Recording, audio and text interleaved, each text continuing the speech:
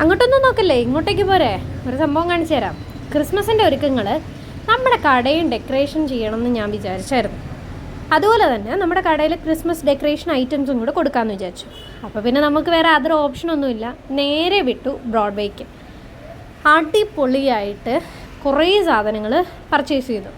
പെട്ടെന്ന് പർച്ചേസ് ചെയ്തതല്ല, കുറേ നേരം കുറേ കടകൾ നടന്ന് കയറി ഇറങ്ങി വിലകളൊക്കെ കമ്പയർ ചെയ്ത് കമ്പാരിറ്റീവ്ലി കുറവുള്ള വില നോക്കിയാണ് ഞാൻ ഓരോ സാധനങ്ങളും എടുത്തത്.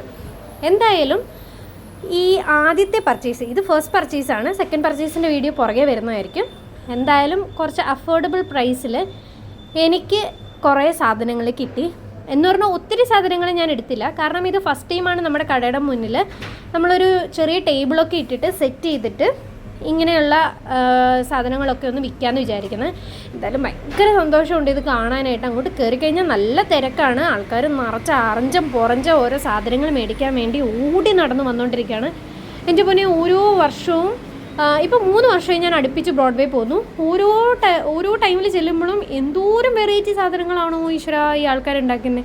എന്താ അല്ലേ ഇതൊക്കെ ഉണ്ടാക്കുന്നവരുടെ ഒരു കഴിവ് എന്ന് ഞാനിങ്ങനെ നോക്കി നിന്ന് പോയി. എന്തൊക്കെ പറഞ്ഞു കഴിഞ്ഞാലും വിലയ്ക്ക് നമ്മൾ ബാർഗെയിൻ ചെയ്ത് തന്നെ മേടിക്കണം. അതും പല കടകളിൽ കയറി നടന്ന് മേടിക്കണം. ഉച്ചയ്ക്കെങ്ങാണ്ട് തുടങ്ങിയതാണ്, ഭക്ഷണം പോലും ശരിക്കും കഴിച്ചിട്ടുണ്ടായിരുന്നില്ല. എന്തായാലും പർച്ചേസിംഗ് ഒക്കെ കഴിഞ്ഞ് കട ഞാൻ ചെറുതായിട്ടൊന്ന് ഡെക്കറേറ്റ് ചെയ്തു. അപ്പോൾ നാളെ